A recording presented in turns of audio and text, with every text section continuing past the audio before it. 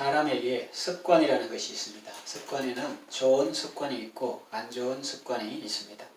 안 좋은 습관은 고쳐야 합니다. 건강을 위해서 바른 자세를 취하고 입에 좋은 음식보다는 위에 좋은 음식을 먹어야 하죠. 입에 좋은 음식만 먹고 편한 자세만 취하는 것이 습관이 되면 예컨대 밥 먹고 바로 눕는다든가 또 구부러한 자세로 있는다든가 그러면 나중에는 그 습관이 그의 발목을 잡습니다. 그 안 좋은 습관 때문에 목숨을 잃을 수도 있다 하는 거죠. 그러므로 안 좋은 습관은 과감하게 버려야 합니다. 그런가 하면 좋은 습관도 있습니다. 좋은 습관은 만들어가고 훈련해야 하죠. 생각이 모이면 행동으로 나타나고 행동이 쌓이면 습관이 되고 습관이 모이면 인격이 되고 인격은 그 사람의 삶을 결정한다는 말이 있죠. 이처럼 습관은 중요한 것입니다. 신앙생활에서도 마찬가지입니다. 거룩한 습관이 만들어지기까지는 시간이 걸리지만 일단 습관이 만들어지면 그때부터는 그 습관이 그의 삶을 이끌어 갑니다. 예수님은 습관을 따라 감람산에 가셔서 기도하셨습니다. 그 일정을 보면 육신적으로 피곤한 하루였고 정신적으로도 힘든 하루였지만 예수님은 그런 상황 가운데서도 기도 생활을 계속 하셨던 것입니다. 그리고 우리가 잘 아는 다니엘도 6장 10절에 보면은 다니엘이 그런 사람들이 정적들이 눈에 불을 켜고 살피는 그런 가운데서도 뭐라고 표현되어 있습니까? 전에 하던 대로 하루 3번씩 기도하며 감사했다. 그러니까 전에 하던 대로. 그러니까 습관이 상당히 중요하다 하는 거죠. 그래서 우리도 예수님처럼 좋은 습관을 가지기를 원합니다. 그래서 이 시간에는 성도가 가져야 할 거룩한 습관에 대해서 말씀드리려고 합니다. 거룩한 습관 가지기 첫째는 주일 성수와 11조를 생활화한다. 이건 예배에 관한 거죠. 내가 가지고 있는 것은 본래 나의 것이 아닙니다. 사실은 하나님의 것입니다. 시간도 하나님이 내게 주신 것입니다. 물질도 하나님이 내게 주신 것입니다. 만일 하나님이 내게 주시지 않았다면 나는 지금 이 자리에 있을 수 없습니다. 벌써 수명이 다했을 것입니다. 벌써 파산하고 가난뱅이가 되었을 것입니다. 그러나 하나님께서 끊임없이 베풀어 주셨기 때문에 오늘까지 살고 있는 것입니다. 하나님이 주신 것들을 내 마음대로 사용하고 내 뜻대로 사용하는 것은 지혜가 아닙니다. 하나님의 뜻대로 사용하고 하나님의 목적대로 사용하는 것이 지혜요 또한 행복입니다. 모든 날은 월화수목금토일 모든 날은 다 주님의 날입니다. 그 신앙 고백으로 우리는 일주일 중에 하루를 특별히 구별하여 주님의 날로 지킵니다. 구약의 안식일이요 신약의 주일이죠. 주일을 거룩하게 지키는 것은 교인의 의무이자 권리입니다. 신앙의 외적 표현 중에 가장 눈에 띄는 것이 바로 주일 성수입니다. 주님께 시간을 드리지 못하는 사람이 생명을 드릴 수 있겠습니까? 없습니다. 주일 성수도 안 하면서 주님을 위하여 목숨을 바치겠다고 하는 말은 거짓말이죠. 모든 소득도 하나님이 주신 것입니다. 일할 수 있는 일터를 주셨고 일할 수 있는 건강을 주셨고 소득을 얻을 수 있는 재능을 주셨습니다. 온갖 귀한 선물 다 주님이 주신 것입니다. 그 신앙 고백으로 소득의 11조를 구별해서 하나님께 드리는 것입니다. 물론 주일만 주의 날이 아니고 11조만 주의 것이 아니라 모든 것이 다 주의 것이죠. 그래서 평일에도 하나님의 뜻대로 살고 11조 외에 다른 돈이나 물질도 다 하나님의 뜻대로 사용해야 합니다. 그러나 주님과 나와의 관계를 분명히 하기 위해서 따로 구별하여 주일도 거룩하게 지키고 11조도 그렇게 드리는 것입니다. 어떤 사람은 사랑하는 마음만 있으면 되지 표현은 중요하지 않다고 말합니다. 그렇지 않습니다. 꽃은 피기 전에는 꽃이 아니며 종은 울리기 전에는 종이 아니라는 말이 있지 않습니까? 사랑도 표현해야 하는 것입니다. 표현하지 않으면 하나님은 아신다 하더라도 자신에게 복이 없습니다. 예수님도 내 보물이 있는 곳에 내 마음도 있다고 하셨죠. 그리고 사람은 중요하다고 생각하는 자리에 대리인을 보내지 않고 자신이 직접 참여합니다. 그것이 복이기 때문입니다. 하나님을 가까이 하는 것이 내게 복입니다.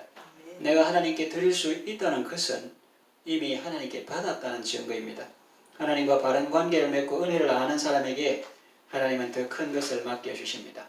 11조는 율법의 산물이 아닙니다. 율법 이전부터 있었습니다. 율법이라 하는 레위가 아브라함의 허리에 있을 때 아브라함은 이미 멜기세덱에게 전리품의 11조를 드렸습니다. 역사적으로는 그렇고 또 원리적으로는 언제부터 있었는가 하면은 에덴 동산부터 이미 있었습니다.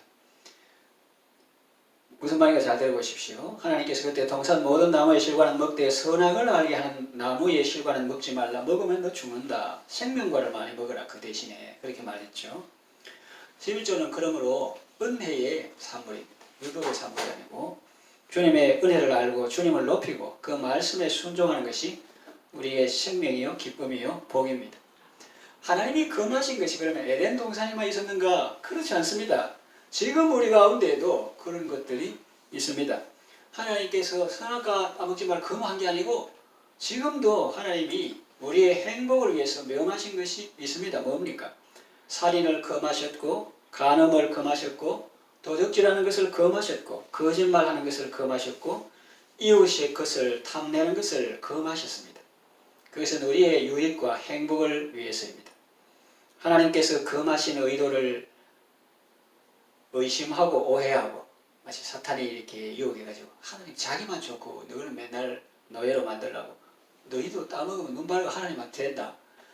금하신 의도를 의심하고 오해하고 하나님께서 금하신 것을 욕심으로 행하면 그 결과는 죄와 비참한 뿐입니다. 주일 성수와 11조 생활은 나의 시간과 재물이 주님의 것이다 라는 믿음을 행동으로 고백하는 것입니다. 한 사람이 어떤 사람인가를 알려면 그가 시간과 돈을 주로 어디에 쓰는가를 보면 알 수 있습니다. 하나님께 쓰임받고 하나님의 뜻을 이루는 아름다운 삶을 살아가시기를 바랍니다. 두 번째, 한독 이상 성경을 읽습니다. 이런 말씀에 관한 것인데요. 복 있는 사람이 되기를 원하십니까? 그렇다면 성경을 읽으십시오. 시편 1편을 아시죠? 복 있는 사람은 어떤 사람입니까? 하나님의 말씀을 즐거워하며 그 말씀을 밤낮으로 엎조리는 사람입니다. 성장하는 교회의 특징이 있다는 연구 발표가 나왔습니다. 그 특징이 무엇입니까? 하나님의 말씀을 부지런히 배우고 가르치더라는 것입니다. 충격적이지만 사실은 본질적인 내용 아닙니까? 갓난아이들 같이 순전하고 신령한 젖을 사모하라고 했습니다. 이는 너희로 구원에 이르도록 자라게 하려 함이라. 교회는 주님의 몸인데 뭘 먹고 자라겠습니까? 그야 당연히 하나님의 말씀이지요. 하나님의 사람은 하나님의 말씀으로 세워집니다. 교회는 하나님의 말씀으로 세워집니다. 그러므로 우리가 영적으로 자라기 위해서는 부지런히 하나님의 말씀을 먹어야 합니다. 그 말씀을 읽고 쓰고 외우고 암기하고 실천해야 합니다. 개인적인 사정은 다를 수 있지만 일반적으로 1년에 한독 이상 하려면 평삼 주오 해야 합니다. 평일에 석 장 이상 읽고 주일에는 5장 이상 읽어야 합니다. 시간을 내지 않으면 읽기 어렵습니다. 그래서 배수진을 쳐야 합니다. 내가 영의 양식 먹기 전에는 육의 양식 안 먹는다. 그렇게 배수진을 치고 성경을 읽어야 합니다. 먹지 않으면 힘을 쓸 수 없습니다. 군인은 잘 먹어야 합니다. 그리스도의 군사는 하나님의 말씀을 잘 먹어야 합니다. 아름다운 것도 중요하고 몸매도 중요하지만 먹는 것이 더 중요합니다.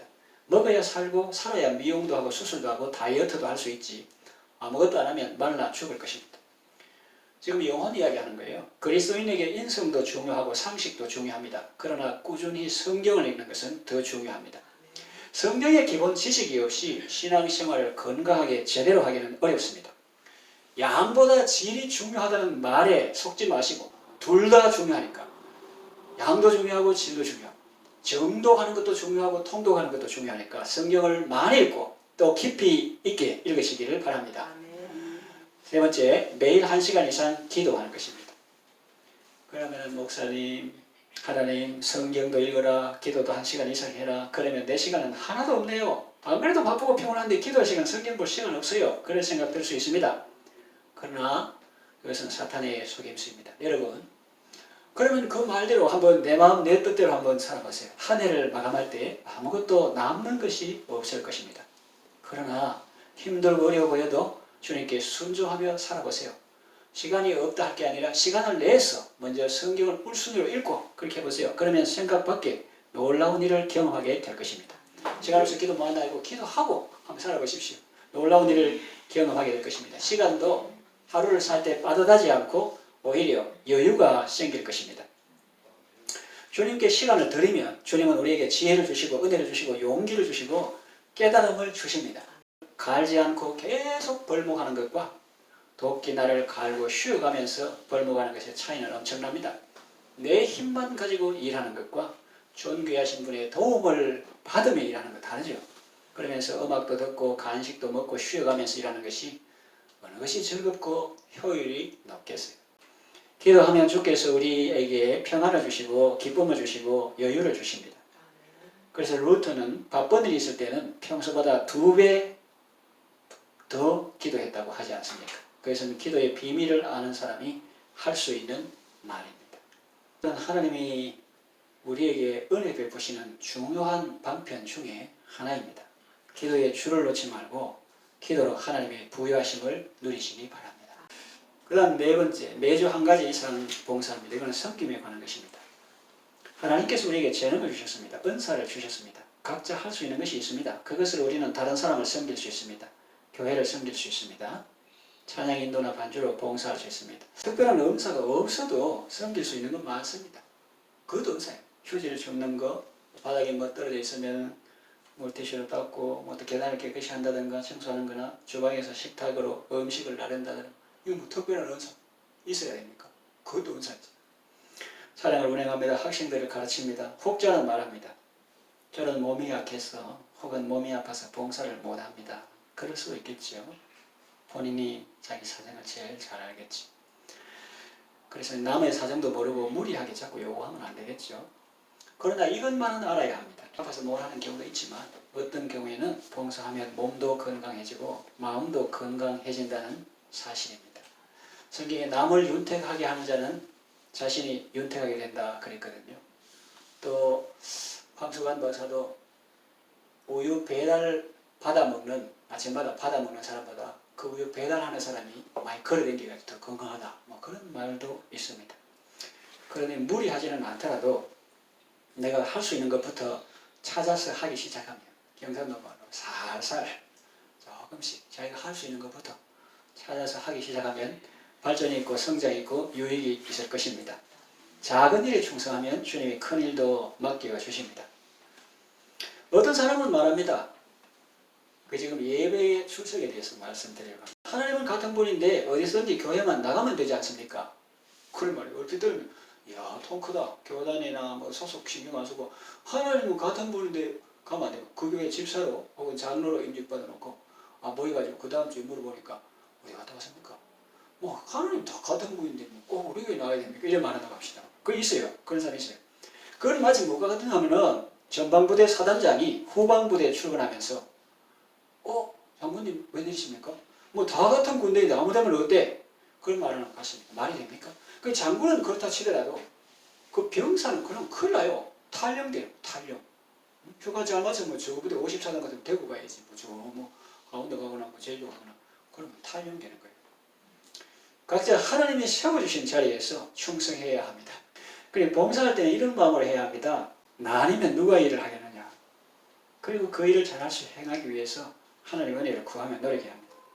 그리고 칭찬받고 사랑받을 때는 이런 마음을 가져야 합니다. 내가 아니더라도 쓰임받을 사람은 많아. 쓰임받은 것이 제게는 영광입니다. 그런데 이걸 거꾸로 하면 안 돼요. 상받을 때는 내가 아니면 누가 이 상을 받을 자격이 있겠노? 이런다든지 또 일을 해야 될 때는 내 아니고 할 사람 많다 이런다든지 그 거꾸로 하면 곤란합니다. 맡은 일을 잘 감당하고도 이렇게 말해야 믿음이 자랍니다. 우리는 무익한 종입니다. 마땅히 하여야 할 일을 하는 것뿐입니다. 그럴 때 믿음이 자란다. 그 다음에 5번째, 한 사람 이상 제자 삼는다. 이건 전도의 사명에 관한 것이죠. 전도는 부활하신 주님의 명령입니다. 그래서 대위 혹은 대사명이라고 합니다. 복음서 마지막 부분에 나오고 사도행전 1장에도 나옵니다. 그만큼 중요하다는 것이죠. 많은 사람을 옳은 대로 돌아오게 한다는 별과 같이 영원토록 비추리라고 했습니다. 그래서 기도할 때 그저 막연히 우리 교회에 부흥하게 해주세요 라고 기도하는 것보다는 내가 저 사람에게 전도하여 예수님께로 인도하게 해주세요 라고 기도하는 것이 더 구체적이고 실천적인 기도입니다. 또 빈자리를 채워주소서 라고 하기보다는 저의 빈 마음을 성령으로 충만하게 하시고 저의 사명을 잘 감당하게 하소서. 이것이 더 실제적이고 실천적인 기도입니다. 성령의 권능으로 땅끝까지 주님의 증인되는 복이 여러분에게 있기를 바랍니다. 6째, 목장 모임과 기도회에 적극 참여합니다. 이거는 교제에 관한 것입니다. 아가씨 보면 나는 샤론의 수선화요 이런 말 있죠. 그와 같이 샤론의 수선화는 혼자 있지 않습니다. 무리로 있어서 비바람에 잘 쓰러지지 않습니다. 이 땅에 있는 성도의 모습이 그래요. 삼겹줄은 쉽게 끊어지지 않는다고 했습니다. 성도의 교제가 중요한 것입니다. 이단 사위 모임에는 물론 가면 안 되죠. 가면 큰 손해를 보게 됩니다. 그러나 성도의 모임에는 빠지면 손해입니다. 이 사람 몸에 온도가 1도 내려가면 면역력이 급격히 떨어지죠. 뭔가 질병이 노출되죠. 그래서 교회는 교제를 통해서 따뜻하게 자라가는 것입니다. 교제하고 목장 모임하고 기도하고 서로 어려울 때 또 헌금하고 도와주고 이렇게 할 때 따뜻하게 자라고 몸의 온도가 1도 올라가는 것 같습니다. 그래서 이 몸된 교회가 1도 올라가면 그 내려가면 면역력이 저하되고 온갖 사탄 마귀가 침입하고 유혹 이런 거 침입해가지고 시험에 들기 쉬운데 서로 사랑하고 1도 올라가는 것처럼 따뜻하게 사랑의 온도가 올라가고 그렇게 따뜻하게 자라고 면역력도 강해져가지고 하나님께 받은 사랑, 성도의 교제를 통해서 받은 하나님의 은혜 이런 거 가지고 강해가지고 사탄의 유혹도 이길 수 있고 시험도 역경도 잘 통과하게 되는 것입니다. 하나님의 사랑 안에서 서로 용납하고 용납받으며 지지와 격려와 응원을 받고 서로 기도하면 하나님의 은혜가 임합니다. 성경에 이러므로 너희 죄를 서로 고하며 병 낫기를 위하여 서로 기도하라. 의인의 간구는 역사하는 힘이 많으니라 그랬어요. 그 다음에 7번째 진리를 배우고 가르치는 일에 힘쓴다. 이건 양육입니다. 배우지 않으면 정체됩니다. 도태됩니다. 우리는 부지런히 배워야 합니다. 평생 학습해야 합니다. 그리고 가르쳐야 합니다. 가르치지 않으면 공동체의 미래는 없습니다. 그래서 자녀들을 가르치고 주일 학생들을 가르치고 새가족들을 가르치십시오. 그들과 함께 하시고 삶으로 본을 보이십시오. 주님이 우리에게 명하셨습니다. 네가 나를 사랑하거든 내 양을 먹이라. 내가 하늘과 땅의 모든 권세를 가지고 세상 끝날까지 너를 도와주겠다 했고 너희는 먼저 하나님의 나라와 그 의를 구하라고 했습니다. 그래야만 이 모든 것을 너희에게 더하시리라. 이것이 성도의 세상 사는 법입니다. 우리가 주님이 명하신 일을 하면 주님이 우리를 돌봐주십니다. 그리고 내가 사는 것이 아니라 주님이 나를 통해서 사시는 것입니다. 그러니까 오늘부터 내가 사지 말고 주님이 나를 통해서 사시는 그런 인생이 되면 정말 생명의 삶을 살 수가 있는 것입니다. 그러니까 주님과 함께 아름답고 복된 삶을 살아가시기를 바랍니다. 이 말씀을 정리한 말씀입니다. 사도 바울이 디모데에게 보낸 편지에서 이렇게 말했습니다. 경건에 이르도록 네 자신을 연단하라 그랬습니다. 다른 말로 하면 거룩한 습관을 가지라는 것입니다. 거룩한 습관을 가지십시오. 경건에 이르는 목표를 세우시고 자신을 연단하십시오. 거룩한 습관을 통해서 건강하고 복된 삶을 살아가시기를 바랍니다.